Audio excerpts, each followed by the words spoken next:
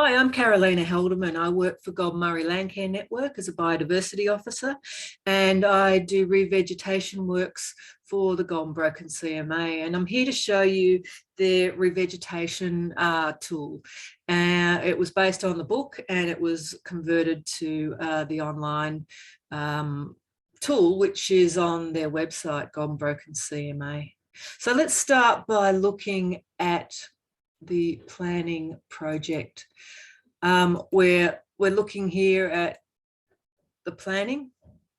Sometimes I forward this link to landholders and they might be looking at what they're trying to achieve, what the Indigenous vegetation is or was, the ecological vegetation classes, and it outlines all these things to give them a better idea.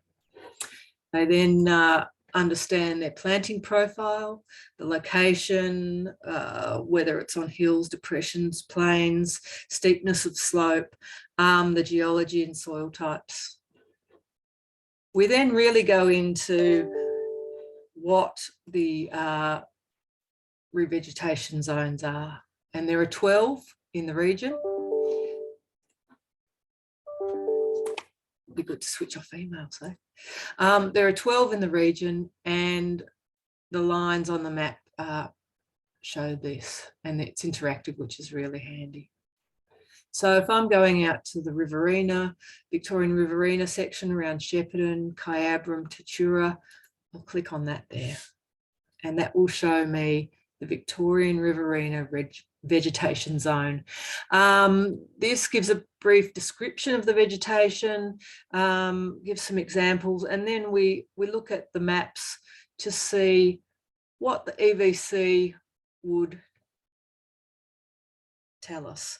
So how do you find the EVC? Well, we have our own mapping tool for the ecological vegetation classes, but I also point people to the nature kit, which they can go to and zoom in on a map, have the vegetation class selected on the left, and it will show on the map. In this case, I've selected round Tatura, and it's showing that it's a plains woodland, EVC 803. So once I know the EVC, what I do is I scroll down, and you can see the EVC is listed here. So I'm looking for plains woodland, which is here. I then want to have a look at the species list for the plantings. So on a visit, I would have gone to this tool. I would have printed a species list. So we have our standard revegetation, our enhanced, and our full EVC species list. So it's mainly the enhanced I would print out, but let's have a look at the full list. We've got our trees here. We've got notes on whether it's suited to more wetter circumstances, etc. And we've got our ground covers, and the footnotes are there.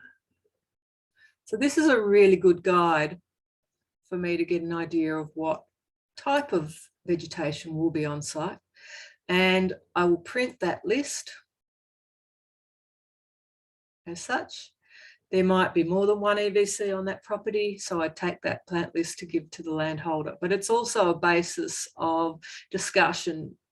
Are we seeing this vegetation? Are we is it wrong? Is there a species list or a EVC that may be closer to it? And so this is our basis for me to get an idea of what vegetation may go back into the landscape. So this is an excellent tool for not only the facilitators, for me as a biodiversity officer, but also for landholders. So it's an essential tool for me, and easy to use, easy to come back to, easy to point people to give a better idea. But it really is something that I use for choosing my tube stock for planting in funded projects, and also for direct seeding. So that's about it.